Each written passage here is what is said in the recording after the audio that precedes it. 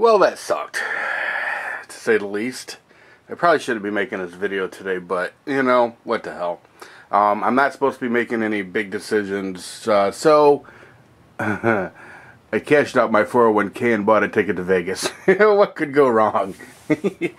Anyway, yeah, I am still alive. I survived the colonoscopy and endoscopy, or whatever the hell they call it when they go up through the other end.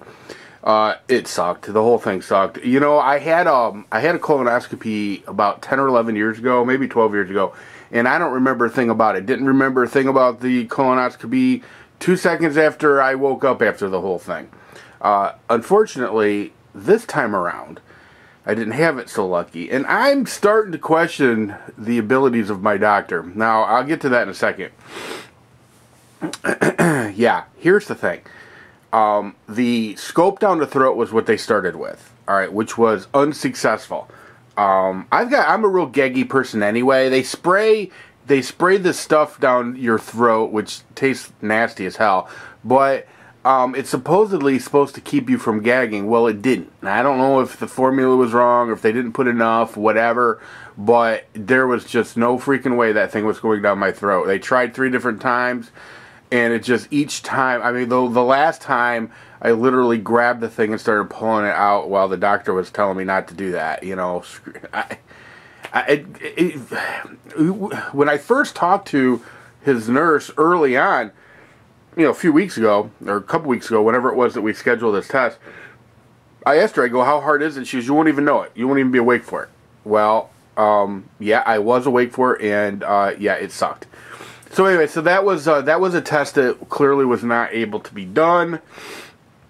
I must stay on this topic though real quick. After the whole procedure, after the whole debacle was done, one of the nurses said to me, she goes, "Go see Doctor." And I you know what's funny? I don't remember the doctor she said, but she said to me, she goes, "He's an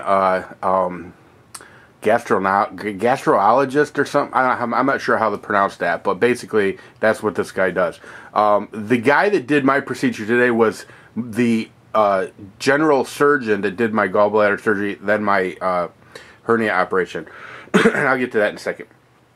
So anyway, going back to the colonoscopy thing, I was totally, I mean, you know, I was awake for the whole thing. Now I know that I've talked to other people who said they were awake for theirs, but at the very least, they should give you whatever it is they give you at the end to where you don't remember any of it. But I remember all of it. It was freaking painful. You know, it hurt. I mean, it really did. It hurt. So I don't know. I just don't think this doctor knew what the hell he was doing. I really don't. Now, maybe it's just not his gig. You know, he's a general surgeon. But then he should have probably referred me to somebody else instead of wanting to do it himself. But I don't know. You know, I mean, I don't know. I'm starting to question this guy. I like him, but, you know, from Jump Street, here's the thing. He and I, our worlds collided the day I went to the emergency room with the abdominal pain that ended up being my gallbladder. And basically, you know, the way it worked was he was the surgeon on call. And so he ended up doing my surgery.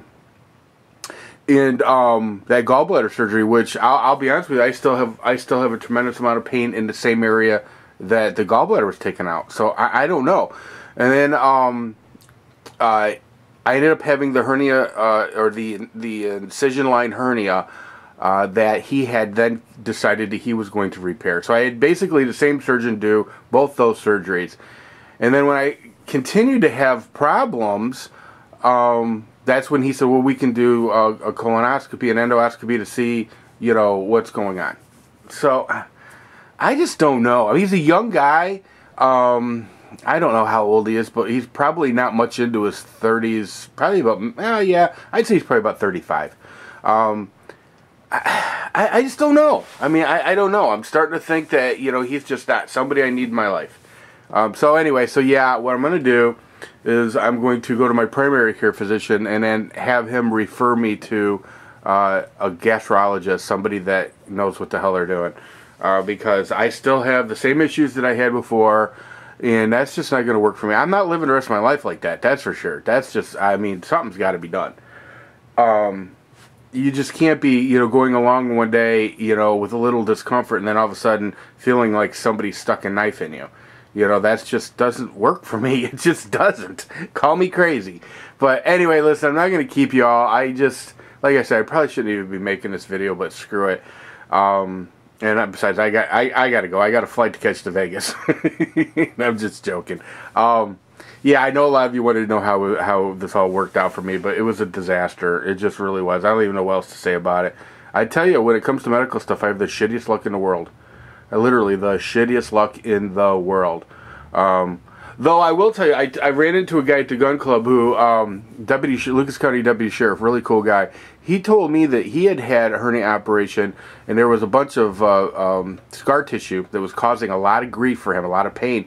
And he said they went back in and cleaned out the scar tissue, and he said he's been pain-free ever since. So maybe that's it. I mean, I don't know. I don't know. Who knows? I probably need to get, like I said, I need to get referred to some other people, and, you know, maybe, you know, I don't know. I'm not calling my doctor a quack. Well, maybe I am. All right, anyway, everybody take care. See ya!